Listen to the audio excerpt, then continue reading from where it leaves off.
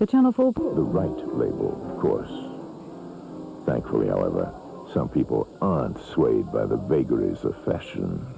Like the Danes, they drink Carlsberg simply because they like it. Well, most do. Carlsberg, probably the best label in the world.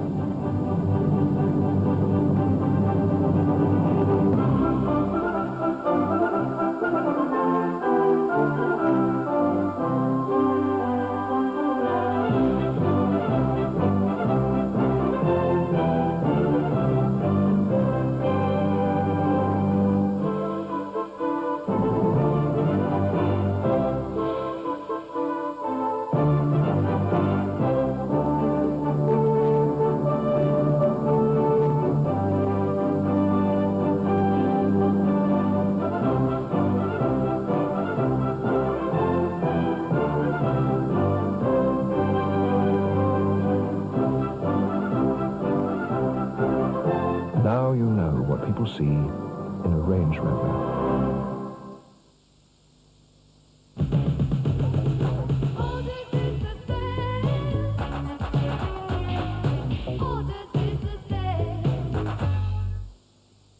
Question. What's 8 inches tall, goes fizz-fizz, and adds a certain je ne sais quoi to your whiskey? That's not the question. Yes, it is. And the answer is Canada Dry Ginger Ale. Let me see the card.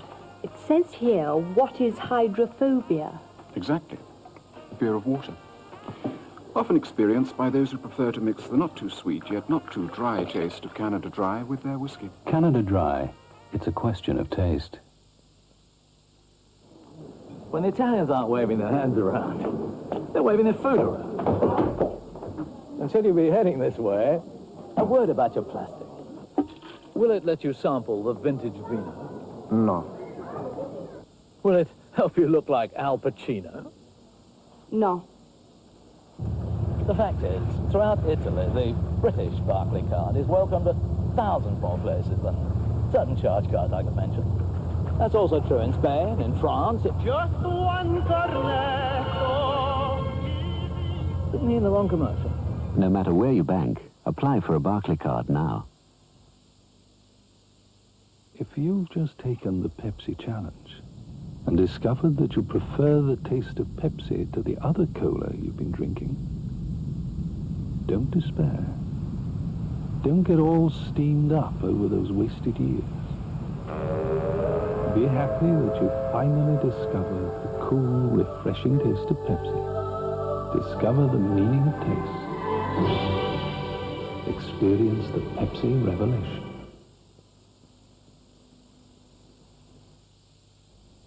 Now, a little earlier than billed, the London News headlines.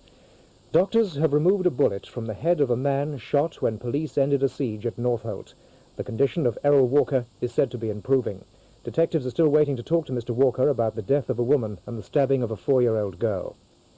And a policeman is seriously ill in hospital at Watford tonight after being stabbed in the side. Constable Donnie MacLeod had been investigating a disturbance at a party near Abbots Langley. A man is helping police with their inquiries. A 65-year-old man has plunged to his death from the 9th floor of a block of flats at Forest Gate. Foul play has been ruled out. Finally, the new year will get off to a dry start for a homeless alcoholic under a strict drinks ban imposed by Horseferry Road Magistrates Court. Carl Lindow, who admitted a theft charge, was bailed to a hostel for a month with the condition that he doesn't buy alcohol.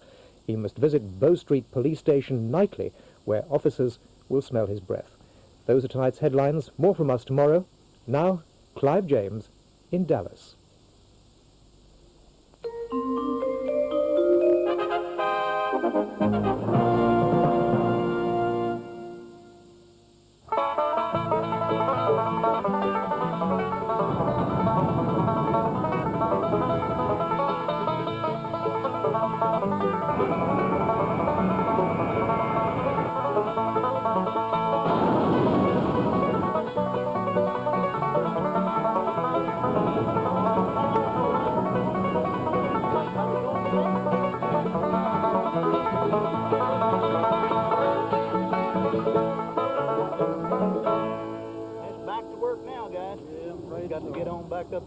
When I landed at Dallas-Fort Worth, the hard hats took one look at me and went back to work.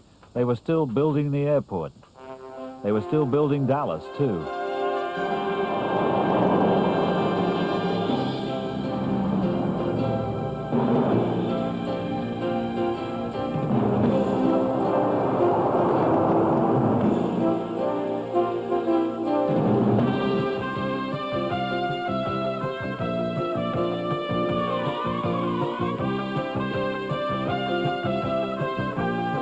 Dallas was all made of mirrors, just like in the title sequence of the TV series.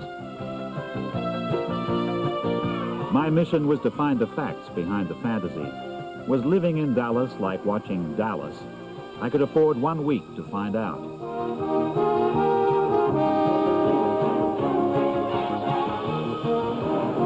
For someone in search of down-to-earth reality, my choice of hotel was perhaps ill-advised. The mansion on Turtle Creek is owned by a branch of the famous Hunt family. It is the most impossibly luxurious hotel in Dallas, or indeed the world. Mere millionaires go broke ordering the slimmer's breakfast. But if you want to pass yourself off as an Australian oil man operating out of a British suitcase, the mansion is the place to stay. Hello. Hi, can I help you? Can you let me have your least luxurious room, please? Our least luxurious room? Yes, I'm from England. Okay, what I need you to do is sign your name and your address also for me, I'll please. be delighted. After counting the towels in my ensuite bathroom and wondering if a symphony orchestra was due to join me, I made it to my first date, celebrating the 10 best-dressed women of Dallas. This, I had been told, was one of the highlights of the Dallas social season. I had also been told that among the crowd lurked one of the fabulous Hunt brothers. Billionaire sons of the mighty H.L. Hunt, they never talk to the press because anything they say affects the Dow Jones Index. So when the Hunt brother was finally pointed out to me, I was astonished to find him so approachable. How are you? What was your name? Clive James. It was because he wasn't a Hunt brother. I had got the wrong guy. But my hunt for Hunts would go on. The party was being run from a nearby office by the head of the Crystal Charity Ball Committee, herself 3 times on the list of the best-dressed women in Dallas, Carol Collins. This city, and I won't say unlike other cities because I've lived here for 21 years, so I'm speaking only from a Dallas standpoint. The women have a chance to really contribute and be involved. The women have an opportunity to be accepted in business, to really contribute to the community. And therefore, I think that you find a very confident man usually married to a very confident woman. Confident women were everywhere. I had never seen so many confident women. They all seemed better than Sue Ellen at standing up straight, and none of them was smiling fixedly into the middle distance like Pamela. There was not a single 10-gallon hat or even 1-gallon hat to be seen. And if anybody was wearing spurs, they must have been attached to Gucci shoes. The only informal element was how fast they caught my Christian name. Clive, you're seeing Dallas at its very highest profile. The women are dressed to the nines. Everybody is sort of putting their best foot forward. But on top of all that this is a tremendous fundraiser for the Crystal Charity Ball. To all the girls I've loved before, who traveled in and out my door, I'm glad they The champagne cocktails having been consumed, we all sat down to admire the frocks. all the girls I've loved before, to all the girls I once caressed. I couldn't see anything that would fit Lucy Ewing without major recutting to shorten the waist and let out the bust. Also, the models, though they swayed at the hips, were a lot better than Sue Ellen at walking in a straight line. To all the girls I've loved before, the winds of change are always blowing, and every time It was all in aid of charity. A cynic might say that good should be done by stealth, not in a blaze of lights. But it was already becoming clear that to be a good citizen of Dallas, you have to be involved. You can't just send a check. You have to be there. This is one of the oldest charities in Dallas. The Crystal Charity Ball is 34 years old. Started out raising like $15,000. What does it raise now? Last year it netted $1 million, so it grossed $1.4 million. 10 Best Dressed Women of Dallas, selected by the Crystal Charity Ball Committee. And here they are. Presenting Mrs. Norman Brinker.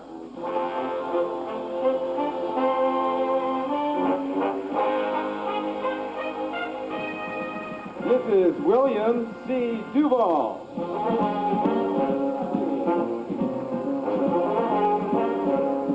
Mrs. Henry Exall Jr.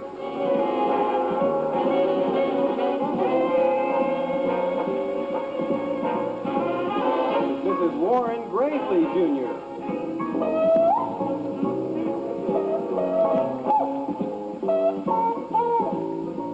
And Mrs. Dean Guerin.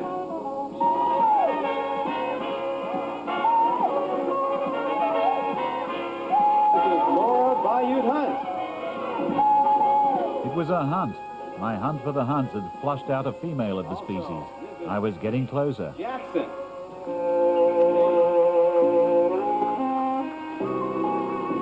And Mrs. John J. Kendrick Jr.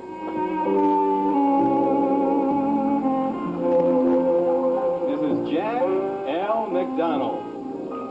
It went without saying that these society princesses could afford to be best dressed. And finally, Mrs. But to be called best dressed, a Dallas woman apparently has to be big in raising funds for charity.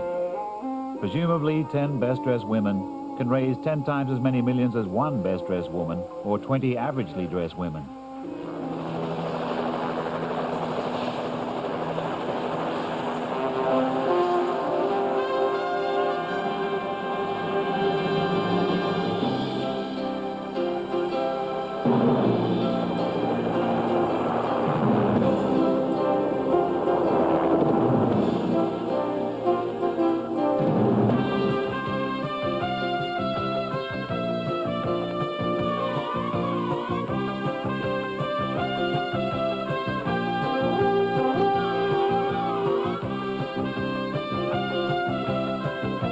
After a short sleep among 100 pillows, followed by a nouvelle cuisine breakfast consisting of a fan-shaped arrangement of paw slices sprinkled with rose water, I left my hotel owned by the Hunt family, rode the elevator to the top of a glass tower owned by the Hunt family, boarded a helicopter belonging to an airline owned by the Hunt family, and set off to look at a city about which I knew little except what I had mugged up overnight in a book about the Hunt family.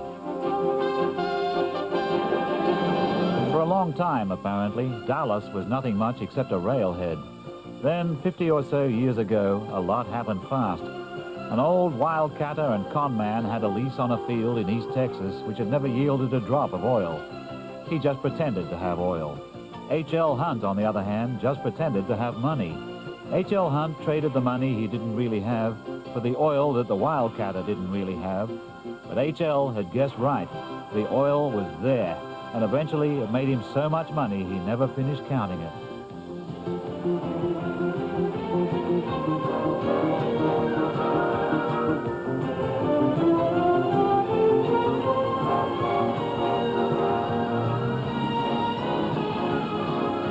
It seems that H.L. was tight with a dollar but free with his favors. You can still book a room in the very hotel where he offered his first wife $1 million to say she'd never been married to him. He'd already married his second wife without divorcing the first. In those days, he made his own rules, and he and men like him made Dallas. They thought big, and they built bigger. But for their children and grandchildren, there's no thrill left in just building big. They want to build beautiful, and so they have built the City of Mirrors.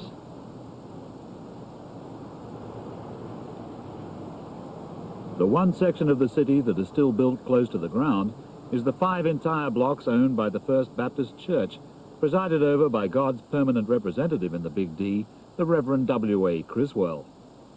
When I came here 40 years ago, I pushed the church to buy all of these properties around here. And now we own more than any corporation in the city of Dallas. We own more downtown property. We have 5 city blocks. There is a local legend that in at least part of your soul you're a natural-born real estate man. Did you? But I'm not a real estate man, so maybe there's something you can explain to me. You can't sell the land. It's not an asset you can realize. So how does the land make the church rich? Just in somebody's mind. The fact that we own 5 city blocks down here. The church I've just gone from a moment ago, a budget meeting, and our budget for this coming year is over $12 million. And that gives the people the idea that the church is rich. Well, it will give the British audience the idea that church is rich, because not even our established churches has got that kind of money. What works does the church do in the community of Dallas? What does it do for the city? Our church has 22 missions, 22 chapels, and we place about, I'd say, toward $1 million a year into those ministries. And they're largely in sub-marginal areas of the city. They're with minority groups and, of course, with the poor. Now, I have an idea about that. I believe in the free enterprise system. I think every man ought to work. God says that in the book. If a man will not work, neither shall he eat. I believe in that.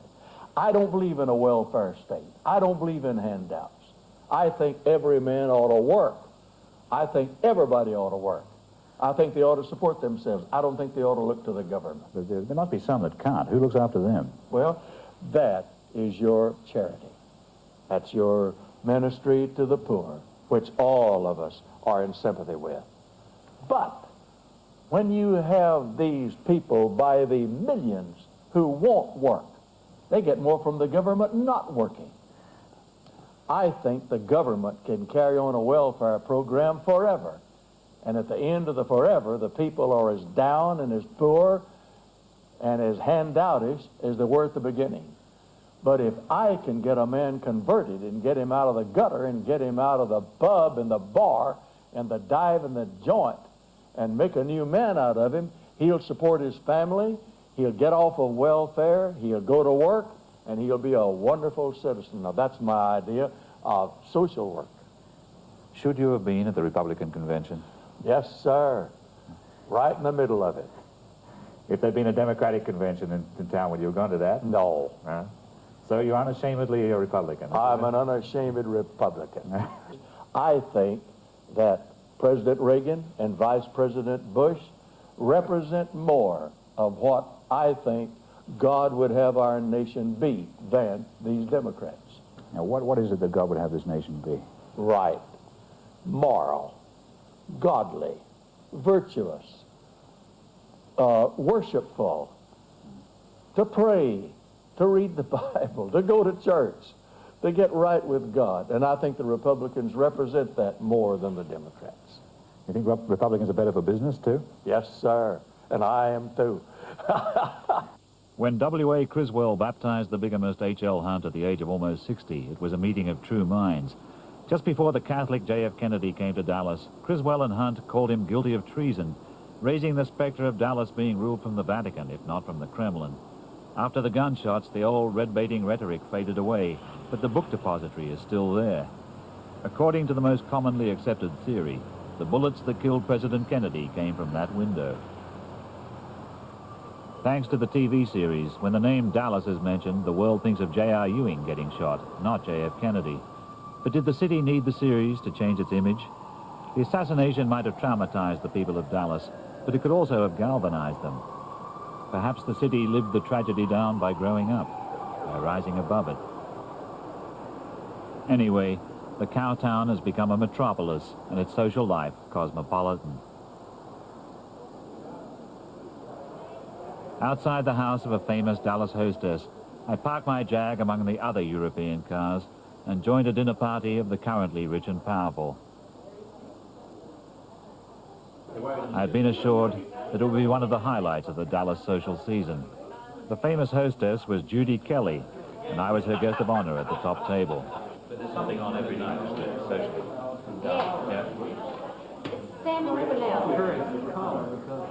On my right was one of this year's 10 best dressed women, who made my suit feel very baggy. Is there anyone sort of, any maverick decide, look, I don't want to go out anymore, I'll just stay at home? Does that ever happen?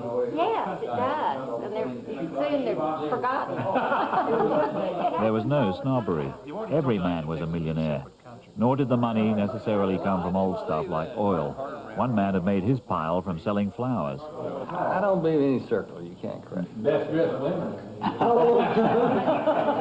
Our 25th wedding anniversary was to be celebrated over the south of France, and Buddy Bombard's balloon. How are you, Cook? The new rich have not only got rich serving the old rich, they have joined the old rich at the table, and all in one generation. Everyone thought that a trade union was a conspiracy to stop people working, and that welfare was another conspiracy to stop people who weren't working wanting to work, but they were quiet about it. Oh, no. Very democratic. Such a great... I was raised in San Antonio, and it's all Democratic, right, Tom? I mean, there are no Republicans there. You can't find one. You could walk up and down the streets giving away money. Anybody that would confess to be Republican, you couldn't give it away. Are there any Democrats here tonight? Have you ever seen a Democrat? The candidates for president will find the greatest margin between Republicans and Democrats here in favor of Republicans than any other metropolitan area, I think. Why is that? Just because of business? No, conviction. A can-do place. I think people come here and they roll up their sleeves. The ones who first came here years ago, and they say, okay, I can do it. So you like that independence of not being given everything that the government can give you. You just say, I can do it. Do you ever think there's things Dallas should have that it hasn't got? Honestly, no. Nothing? I'm Texan. I just love it. I love Dallas. Yes, Dallas has got everything. Certainly it's got everything money can buy. And you can buy it at a one-stop environment-controlled merchandising complex where Torval and Dean could do a week's shopping without taking off their skates.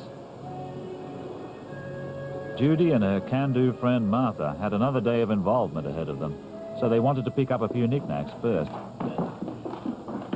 Hello. Oh, it's great to see you. Lovely to see you. My girl. They were guided in their choice by a man who looked like Rossano Brazzi's brother. His accent was genuine. When Dallas was a one-horse town, the ladies dreamed of Europe. When Dallas grew up, they went to Europe. And now that Dallas has become a giant, Europe comes to them. Okay, you pick them. You always do Well, that. very well. This one I think I like too. Oh, look at wine. that looks like festive. Isn't that pretty? Yeah, it is. Very colorful. Great for the ranch, you know. As for New York, it isn't even a few hours away by jet. It's right here. Oh, let me see what you have in mind. Beautiful. Well, I think we really, when my husband said he was considering this for my Christmas present, I think we talked about bracelets. So, this one right here is very Is that the nice. one? This is the one I told you about. It's beautiful. Try one of this. Straight across. Tell me how much. Now, how much is this one? This one is 65,000. 65,000. And this one? This one is 55,000. What a gorgeous choice. This one has a little bit larger stones. Isn't it a wonderful choice? I think... Oh, Judy, that's why I brought you with me. I can't make this decision without you. This one? I think The diamonds look very well with the platinum. All right. That'll be the one. All right. Back at the mansion, the fine cars were gathering. I arrived in my own fine car after a hard day of research into which hunts had the most millions. I had to break off for refreshment, not because I was hungry, not at those prices, but because I had an important appointment.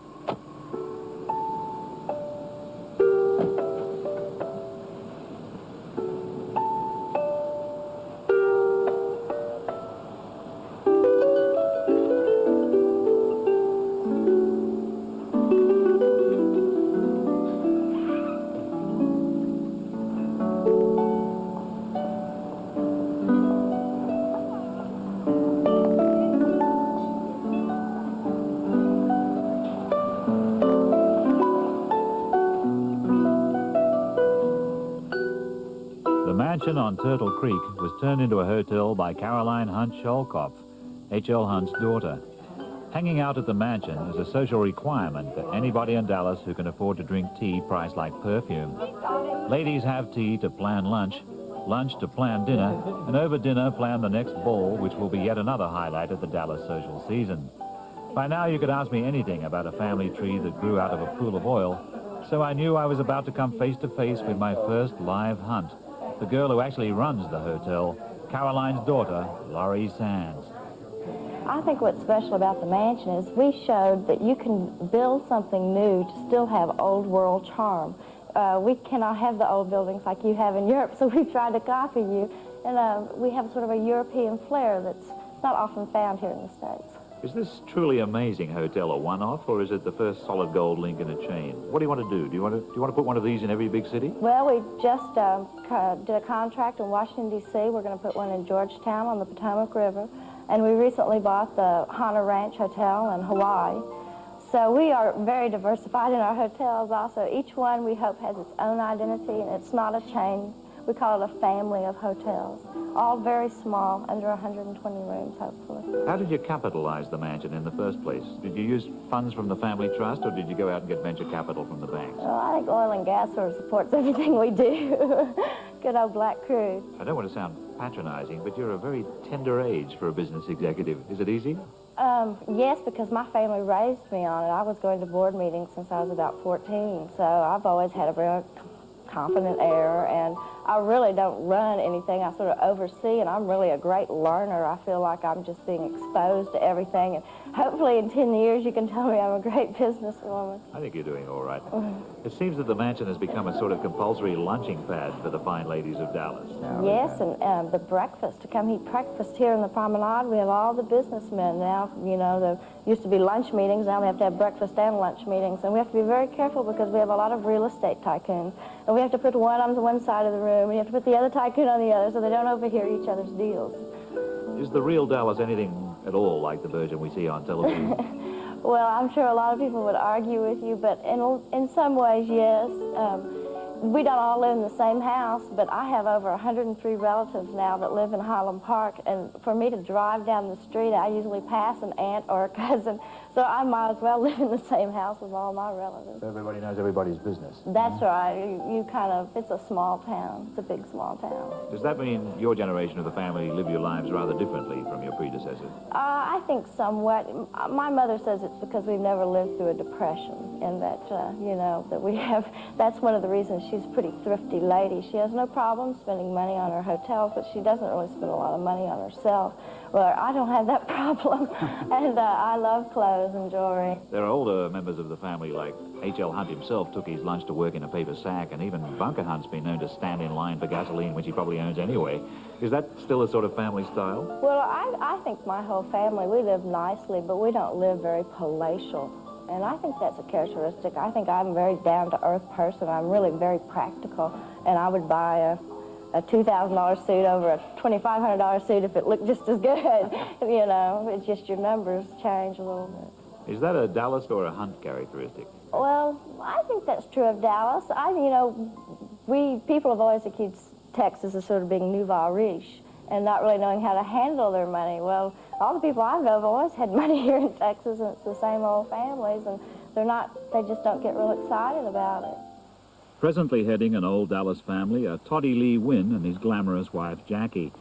Toddy's wildcatter father once settled an oil deal with the toss of a coin. So his family tree also started off sucking good old black crude, but now he's branched out. One of the places he's branched out to is not far from Dallas. Not far from Dallas by Toddy's private plane. It's a whole island in the Gulf of Mexico. Toddy and Jackie try to get down there on the weekends to make sure the deer get fed and the alligators aren't feeding on the deer. A hurricane had stripped the pines the day before and left the place looking anything but palatial, but that suited the man. My family has been diversified for forever, really. We were in the bus business and every kind of business you could think of. But in the late 50s, we just looked at an oversupply of oil at that particular time, and American Petrofina wanted to come into the Dallas area and made us an offer we couldn't refuse. And so all at once we had a bunch of cash. And rather than going back in the oil business at the time that we thought an oversupply existed, well, we diversified into other things. We stayed in the oil business, of course, at that time, too. Not as strong. Are there any independent oil men left in Dallas? No, yeah, there are a lot. In fact, there are some very large ones. But basically, as an independent, you live off the crumbs from the major oil company's table. That's really what it amounts to. You have to find your own little place. They're pretty large crops in some cases, though. Well, at times they get to be nice crumbs. I think Mr. Hunt was a whale of a trader. This was no boastful J.R. Ewing, just a one-man multinational who seemed to get a lot done in between bypass operations on his heart.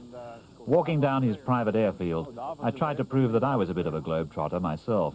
I'm a hotel fanatic. The Hong Kong Hilton's one of my favorites. Really. Well, my partner and myself built Hong Kong Hilton, opened it in '63, and sold it about 5 years ago. Yeah. And you're going to own any more Hiltons? I own the Malta Hilton now. Yeah, in my naive way, I always figured that the Hilton family owned the Hiltons. No, well, actually... It began to dawn on me that Toddy's idea of a bunch of cash was bigger than mine. No wonder that Jackie's fancy dress parties are among the highlights of the Dallas social season. Let's see. We've got this place here. You've got a ranch outside Dallas. Outside of Dallas, What's in that? Kaufman, Texas. Kaufman, Texas. 35 minutes from downtown Dallas. How big is that? That's about 8,500 acres, which is very large for that part of the state. A lot of animals on it? We just primarily raise Beefmaster cattle there. Beefmaster. Uh-huh. Sounds like a sort of car, doesn't it? Beefmaster. So you've got that and you've got this, and you've got a house in Dallas? Yes. Yeah. Is that it? That's it. Pretty soon we'll have a house in Alamorada, Florida. No vineyards in France or anything like that? Yes, we have a vineyard in France. Little vineyard or a big one? Big one. We own Chateau Braysac, along with the Agnelli family from Italy. Uh-huh. It's in Bordeaux. Agnelli, he runs Fiat, doesn't he? Yes.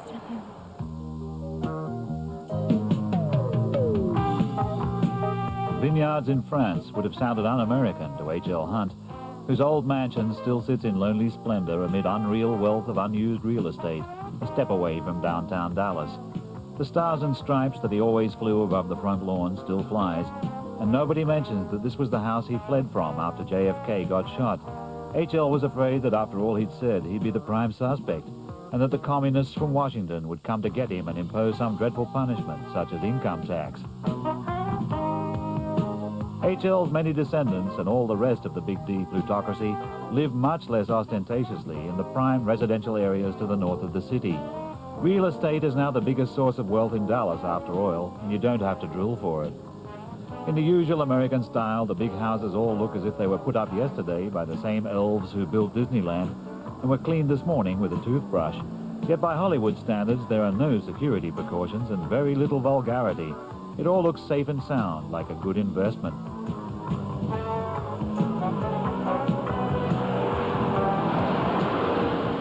One of the young people who are getting rich buying and selling houses to young people getting rich like them is called Twinkle Bayou. Hello. Hi.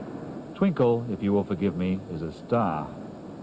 She goes to parties most weekends in Los Angeles and New York, and the young designers of Paris and London would love to get something on her. But there must be a hard business brain between those earrings. Are these all averaging $1 million plus and up, are they? Oh, yeah. $1 million and up, yeah. $1 million for the land. $1 million for the land, and then... No, this is a new home. They've tried to do it in an older tradition, and this house for $5 million. $5 million for the house. $1 million for the land, $5 million for the house, yeah. Those are lovely looking glasses. What are they, Lalique? Lalique, yes, a wedding present. Huh? Okay. Had them 8 years. I'll hold mine very carefully. I can only describe this as quite a layout you've got here. Oh, you're sweet. Spent a lot of time getting it this way. Did you build the whole thing? Yes, we did. Yeah? We left the facade because this neighborhood is quite historical, so it's important to not change the neighborhood feel. Yeah, yeah. If I could manage to save up, say, $100,000, could I buy a house like this close to town? You're dreaming. No way. $250,000? A piece of property, possibly, but it'd be the size of a postage stamp. Maybe I could rent a rubber raft and live in your pool, huh? Can you show me inside the house, just so I can dream? Okay, come on, dreamer.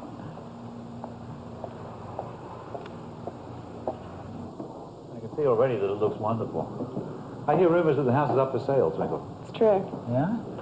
Suppose, how much would I have to raise in order to buy it outright?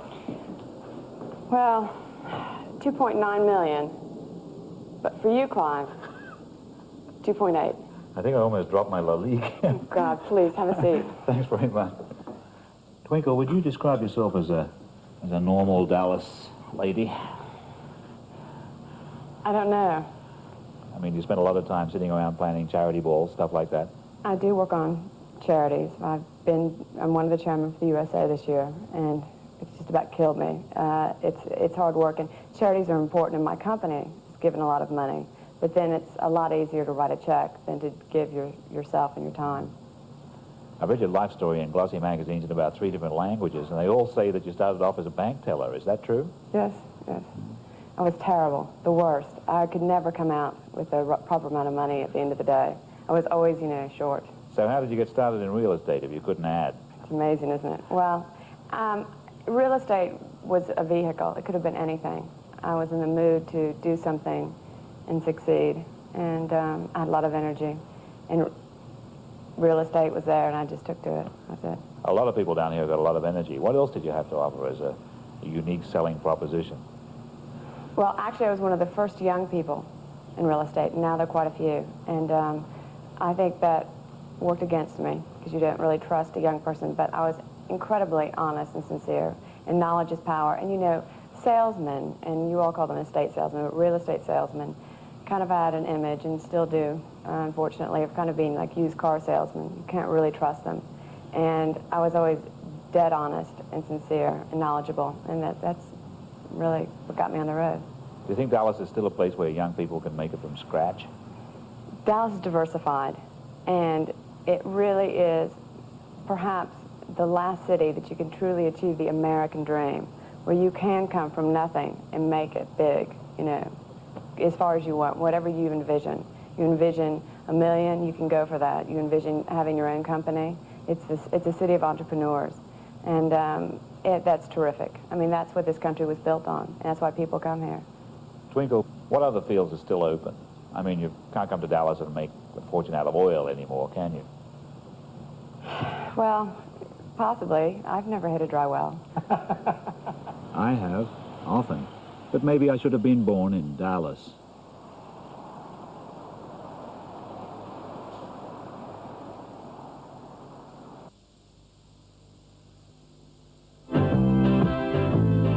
If you got a problem, I don't care what it is. If you need a hand, I can assure you this, I can help.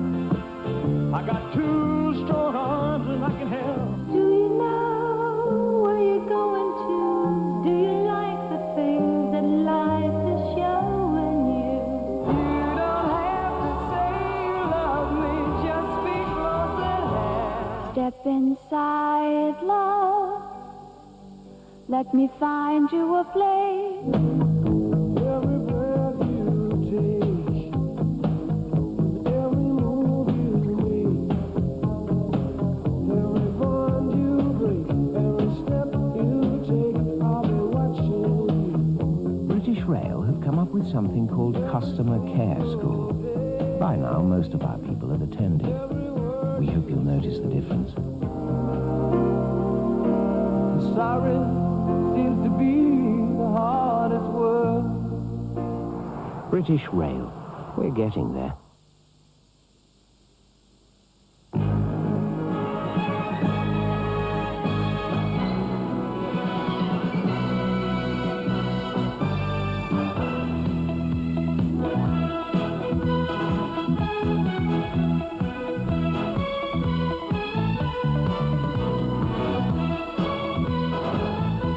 It has to be. It can only be. You know who. At Queensway's sale, over 500 carpet ranges from $1.95. All reduced, hundreds fitted free. No better sale than Queensway.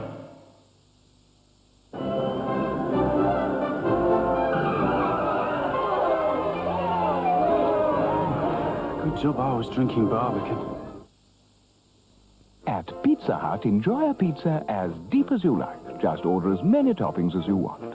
Pizza Hut, for the deep as you like pan pizza.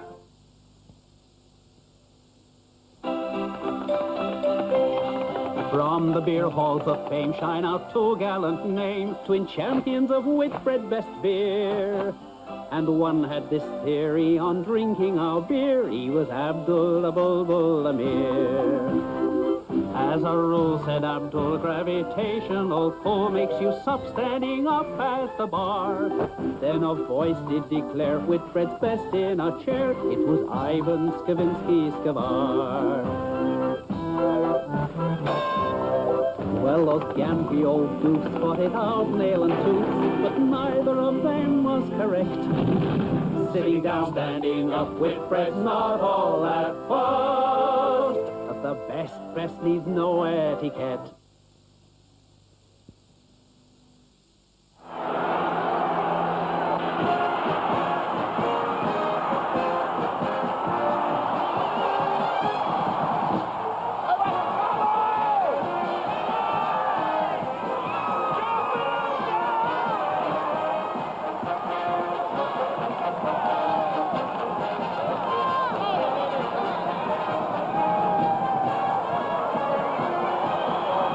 When the Cowboys play at home, the Texas rich sit high up in the boxes and socialize. It's a bit like ancient Rome, except that down in the arena, the gladiators wear shoulder pads and are getting rich too. The Cowboys are not just ambassadors for the city, they go forth and conquer. Dallas contributes a bunch of cash to ensure that the Cowboys shall not want the tools to finish the job. It's Dallas's defense budget, and the chief of the general staff is Coach Tom Landry. I still understand the cheerleaders best. I think I know what they're trying to tell me. But it's a universal truth.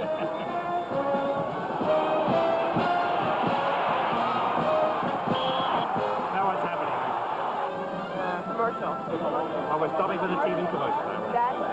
Football is such a serious business in Dallas that it causes even the camera-shy older members of the Hunt family to break cover. She's the one that started the Rosewood, the mansion, the Remington, the mansion where you're staying. It's wonderful. Just wonderful. She started a whole... Suddenly, I was face to face with Caroline Hunt Scholkopf, the richest woman in the world. I don't know what to do with all those towels and all that food. No, it's magnificent. I tell everyone... She was so nice and natural, it wasn't a bit like talking to Fort Knox. So we're honored to have you.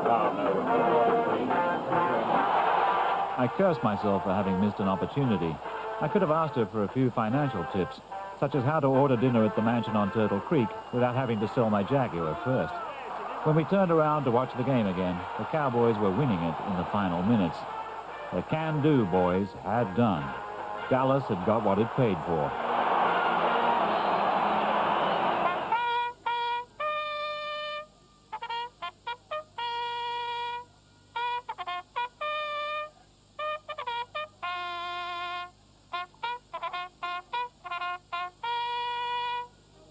At the other end of the scale of decibels, the Polo Ground is the place to track down a more up-to-date breed of Dallas millionaire. Nowadays, they don't drill for their money unless they're dentists.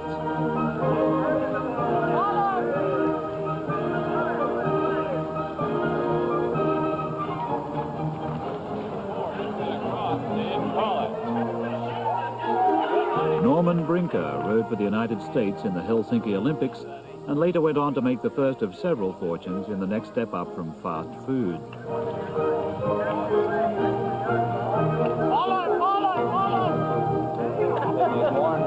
Before she married Norman and got to be one of the Dallas 10 best dressed, Nancy Brinker was already best dressed as a broadcaster and journalist. Nowadays, she spends most of her time working for charity, but when she can, she gets out to the polo grounds, either playing or watching. How do you react when you see yourself called Nancy Brinker, socialite? I do see myself called that occasionally, you know. I always react with that I would like to invite the person one day to spend a day with me to see how, quote, a socialite, how hard, when they call us, how hard we really work. And by that I mean, I've always worked all of my life and doing one thing or another, whether it was for a living or as I do now, for a charitable cause. And I don't mind being called a socialite, but I don't think it's a fitting description. You're involved. Involved. Very involved. Theoretically, it's a democratic city and it belongs to everyone, but in practice, you haven't repealed the law of gravity and, shall we say, elites still form, don't they? Yes, of course. I think that's You know, there's always going to be some social caste system. I really think in Dallas, though, unlike some other older cities in the East, it is really a caste system more on the success of business than it is on the lineage of the family, because after all, we're living in an extremely new climate. I mean, you know, 100 years here is forever. So prior to that, there wasn't very little history here. So it's really been on the success of one's business. So making money is still the key to making it? I think so. However, there's a distinction there, too. I think also the way one makes one's money is a distinction, too. Very, very strong distinction. Tell me the distinction. Well, I think that many times Dallas is characterized as having fly-by-night people, promoters making large sums of money. That's not really true. The true hierarchy, the true depth of this city is in people who've worked very, very hard to make a living and have done it honestly. And I think that's the important thing that I'm trying to get at. I suppose in the course of time and down through the generations, the wildcatters and the robber barons become more civic-minded. Yes, that's true, very true. I think the first generation of Dallasites could have been rather, shall we say, on the rough side. We still have some of those rough edges, but it's becoming decreasingly so that way. I would say overall, it's, and maybe I'm Pollyanna, it's a fairly honest city. It's a fairly clean city. You know, we're not a city beset with unions. You don't see a lot of too much graft in politics. It's a city with a lot of enthusiasm. A lot of it started after the very unfortunate incident that happened here that really had nothing to do with Dallas, which was the assassination of President Kennedy. I think that Dallasites, in their business connections, started taking a look at where Dallas was in relationship to the rest of the world. And it took people like Stanley Marcus to put Dallas on the map. And then it took people traveling, and they understood where they were vis-a-vis the rest of the world. And then I think there was a realization that the only way this was going to become a great city was for the citizens to really get involved and make it a great city. The government doesn't do that for you. Government doesn't build you museums and symphony halls and sports arenas and so forth. We had to do it ourselves. Nancy and Norman are the ideal couple for can-doing what the government can't. Today's Dallas tycoon is a manager who pays attention to the margins. The food is fast to medium, but the computer technology is high speed, and the whole deal is cost control down to the last paper napkin. There is no room, time, or desire for swaggering around in a Stetson.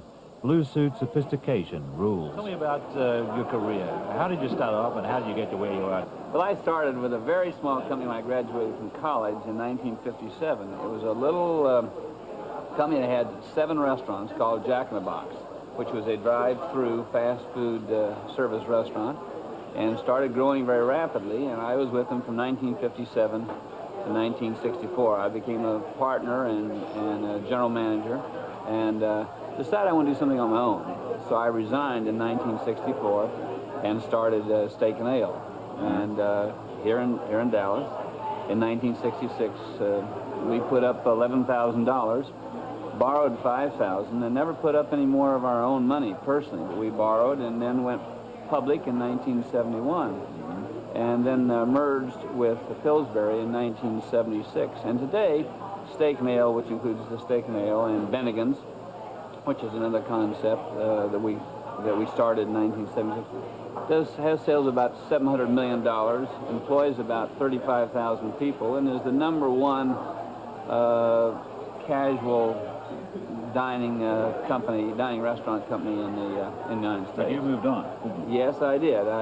In 1982, I became president of the Pillsbury Group because they also owned Burger King, which had about 3,200 restaurants, and so I was in charge of the Burger King, Bennigan's, and Steak and Ale, which made that the 2nd largest restaurant company in the world. Had a little over $3 billion in sales. In the meantime, I had been watching this little company again called Chili's, which had 22 restaurants at the time, an exciting group of people, and in a casual dining again, but in a little different vein than Steak and Ale or Bennigan's. And so I decided it was time for me to go back and do my entrepreneurial thing, if you will, again. So I resigned in July of '83, and I've been here with Chili's for 2 years. And a lot of very exciting things have happened here. Well, it's grown, hasn't it? Yeah? Well, when we now have about 54 restaurants. We went public again in January of 1984, and then sold some more shares here just 2 months ago, and sold quite a number, in fact, to some people in England. They've been following Chili's, and they've been good investors. And now we're opening about a restaurant every other week.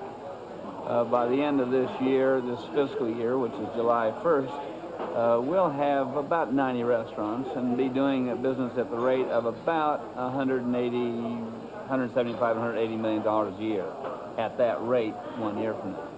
Maybe I was going crazy, but all those millions were starting to sound reasonable.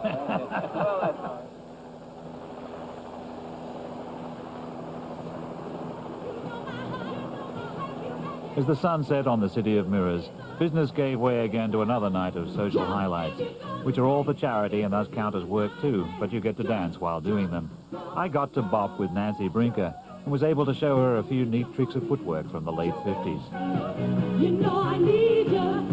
You gotta take my kisses in the night and jump, jump for my love. Jump. Come on and jump on it. Jump it. Somewhere else, the daughter of the biggest real estate man in Dallas had just got married, and there was a quiet little bash at the country club to celebrate. I showed the bride how we do the quick step in Australia. A quick step on your partner's instep and no apology. But she took it like a young lady.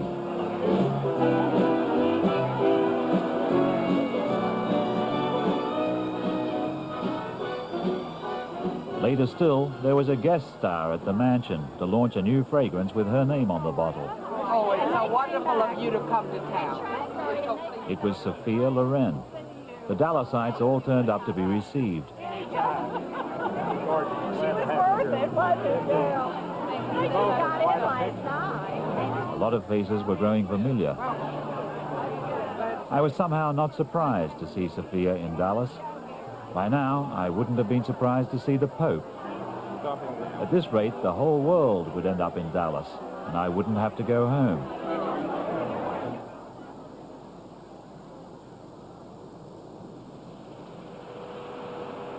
On my last day in Dallas, Twinkle tried to sell me a house for $6 million. Well, ladies, do you think you could tell me what do we got here?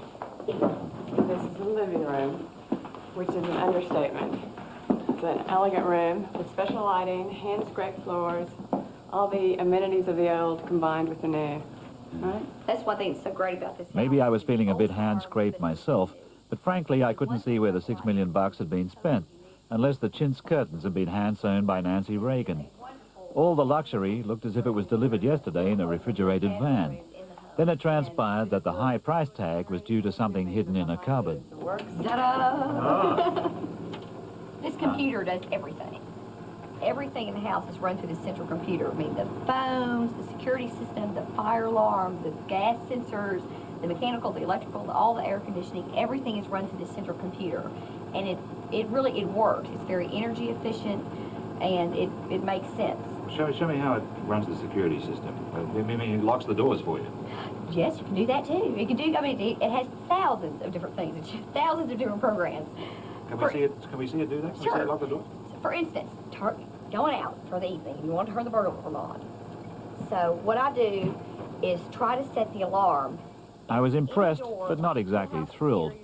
During a month abroad, you could phone the house from Tokyo and it would lock all its own doors. But if it trapped the plumber in the guest bathroom, he could be in a very embarrassing condition by the time you got back again. The guy who works it, does he come with it? Because I could never master that. Well, negotiable. He's Bring negotiable. us a contract He's and we'll talk about He's it. negotiable. Show us what can it do to the swimming pool? Can it sort of raise the temperature or find out if anyone's fallen in or anything like that? We'll go outside and show you. At this very moment, there's music going on inside the water. You mean underwater? Underwater speakers. It is wonderful. You turn on Michael Jackson and your adrenaline just goes up 100% and your laughs are faster. I mean, you can hear one kind of music outside the water, and then when you get under, you hear another kind. Yes. Why don't you try it? Lead me to it.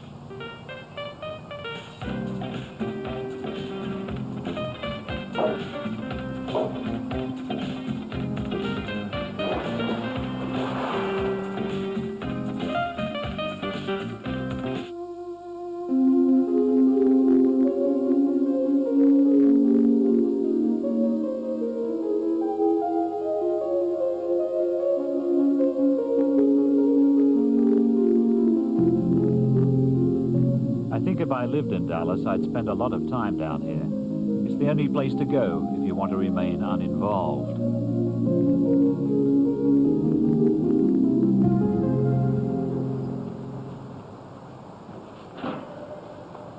On my last night in Dallas, there was a highlight of the social season.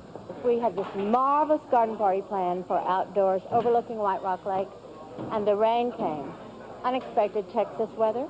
The rain came, and now we have got hundreds of people in action, moving everything down to the Fairmont Hotel. We're going to create a garden party here, and it's going to be fabulous. Everybody's going to have a wonderful time. The Great Gatsby Ball was supposed to take place on rolling lawns with H.L. Hunt's house in the background, but it ended up indoors at the Fairmont Hotel. The can-do Dallasites did not despair. Live goldfish were supplied for each table by someone who was getting rich, supplying live goldfish to outdoor charity balls forced to move indoors because of rain.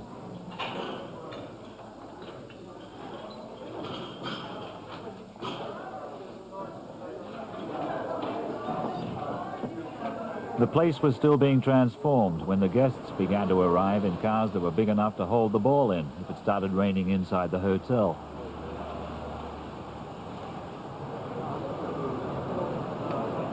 You were meant to wear Great Gatsby fancy dress, but shy men like myself just stuck to the white tux or the black tie.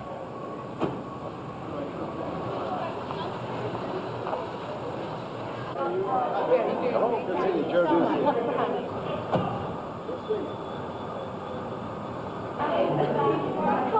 Hello. Thank you so much for coming. Well, thank you for having really me. appreciate it. Did you meet my husband, Bill? Oh, very nice Clive to meet you. Yeah, Day. welcome. I'm sorry I'm not in the more We interesting love costume. the British people. You do? Yes. You love the British people? Oh, yes. Well, so do we in Australia. How about that?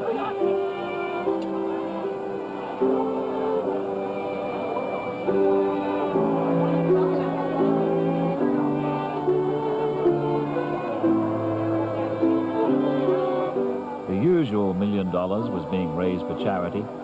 It would be simpler just to hand the money over, but it would be less fun.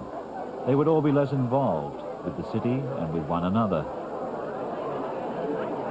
I moved in on my 100th champagne and caviar buffet of the week. I knew them all. Every face was familiar. At least 9 of the best-dressed women were present. But it wasn't exclusive. Anyone who wasn't here was somewhere else.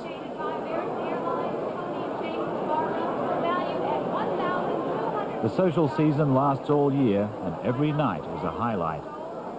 By day, they make their fortunes selling things to people with fortunes, and at night, they all meet on an equal footing. And that is getting in shape for Christmas. We don't have that long to go. Dallas thinks it's the center of the world. But if it ever really does become a great world capital, the citizens might not like the consequences. As it is, they all know one another and where their children are at night. In that respect, the Big D is still a small town, and probably the better for it. I love your accent, huh? He shot 3 people right in the door. You see my ma here? She carries the gun. She's terrific. What do you do in real life? Are you a gangster? Actually, yes. I'm the rock, Rick.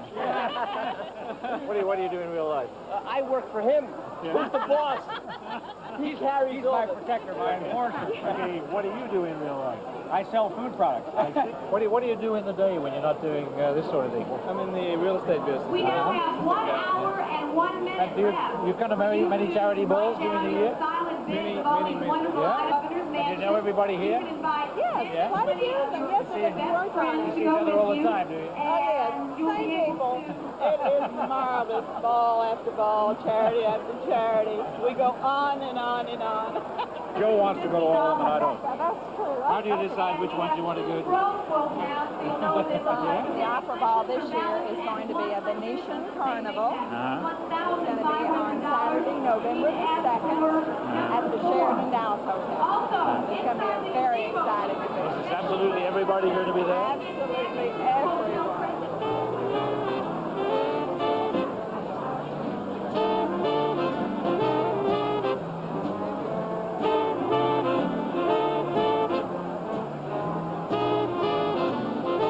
It was midnight. Time for my last tango in Dallas.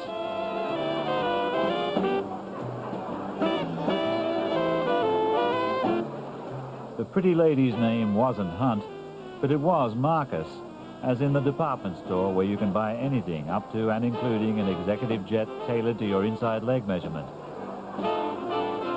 I refrained from asking if she had a diamond-studded credit card, since after a week of hobnobbing with the Dallasites, I'd finally come to the awkward conclusion that their wealth meant much more to me than it did to them.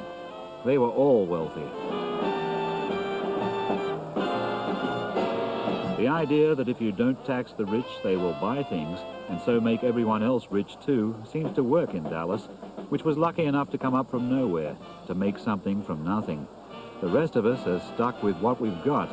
Old economies that create poverty, old traditions that we can't let go of, or that won't let go of us, things we can't do. And so the world escapes into the fantasy of Dallas, the TV series. I had found the real Dallas more civilized, more gracious. But the reality is a fantasy too. It's not something we can have. All we can do is try to be glad they've got it. They're right to be proud of their clean, safe, sparkling city. Dallas holds up a mirror in which we find ourselves reflected. And what we don't like about it might be our own envy.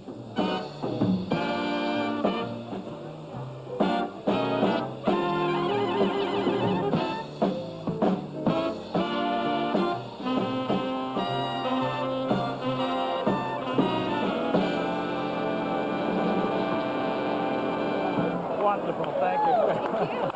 It's perfect.